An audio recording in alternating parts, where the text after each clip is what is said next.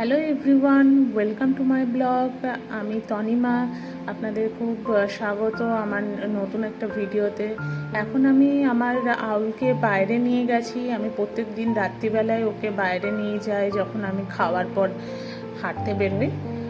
তো আপনি দেখতে পাচ্ছেন ওর কীরকম এক্সপ্রেশন করছে।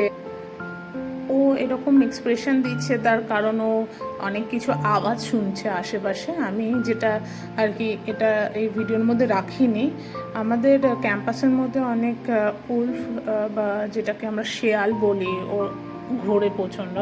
তো আর রাত্রিবেলায় বেশিরভাগ আউলরা প্রচণ্ড অ্যাক্টিভ হয়ে যায়।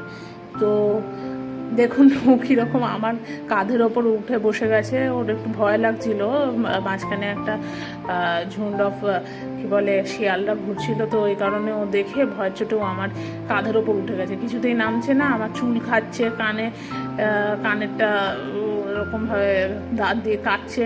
এবার যদি আমার সোনার কানেরটা যদি খারাপ হয়ে যায়, আমি ওর চোঁচ দিয়েই আমি ঠিক করাবো। ওকে এখন আমি আমার কাঁধ থেকে নামিয়ে দিয়েছি, কারণ আমার প্রচণ্ড লাগছিল। ওর যে নখগুলো আমার কাঁধে প্রচণ্ড ফুটছিল। আমি মাঝখানে রাস্তার যেতে যেতে একটা আম পড়েছিল, তো আমি তুলেছি, তো ওটা ওরকমভাবে দেখছিল।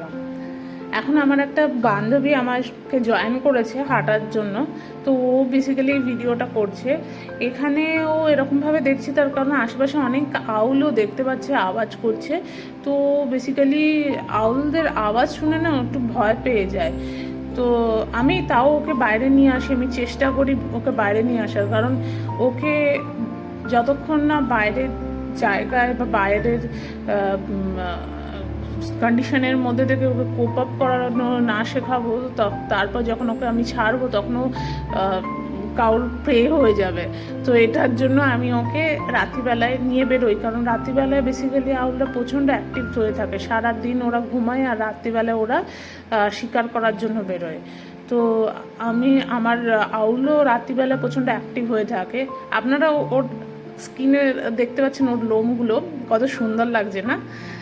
তো ওটাই আমি ওকে রাত্রিবেলা নিয়ে বেরোই, তাই জন্য যাতে ও একটুখানি সব এনভায়রনমেন্টের সঙ্গে একটু ফ্রেন্ডলি হয়, আওয়াজগুলো জানতে পারে।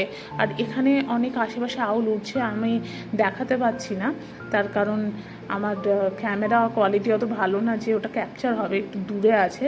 তারা আশেপাশে আসছে আর ওকে আওয়াজ দিচ্ছে। তো ও তো যাচ্ছে না, উঠছেই না একেবারে, ও আমার হাতেই রয়েছে। ইভেন ও মাঝে মধ্যে আমার কাঁধের ওপর উঠে আছে। তো ওই কারণে আমি ওটা তো এখন রেকর্ড করিনি, তো আমি ওকে শুধুমাত্র ওর এক্সপ্রেশনগুলো দেখাচ্ছি, ও কীরকম এক্সপ্রেশন দেয়। ও কিন্তু এখন ভয় পেয়ে আছে।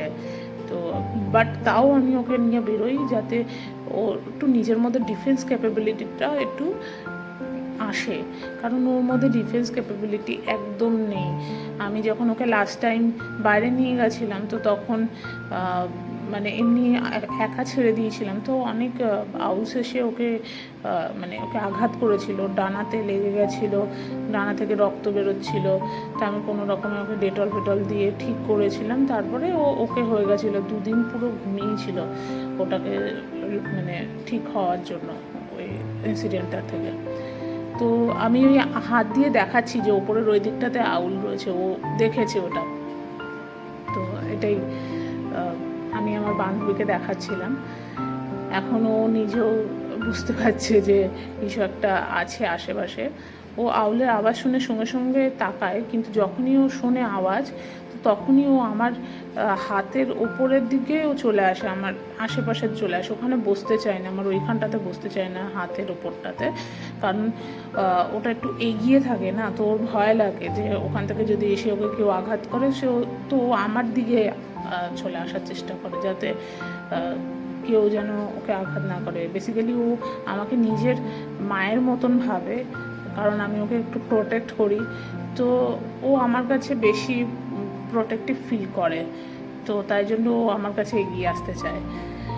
তো এটাই আমি এটা দেখানোর জন্য আজকের এই ভিডিওটা করলাম। আপনারা ওর এক্সপ্রেশনসগুলো এনজয় করুন, তারপরে আমি এই ভিডিওটা এড করে দেবো।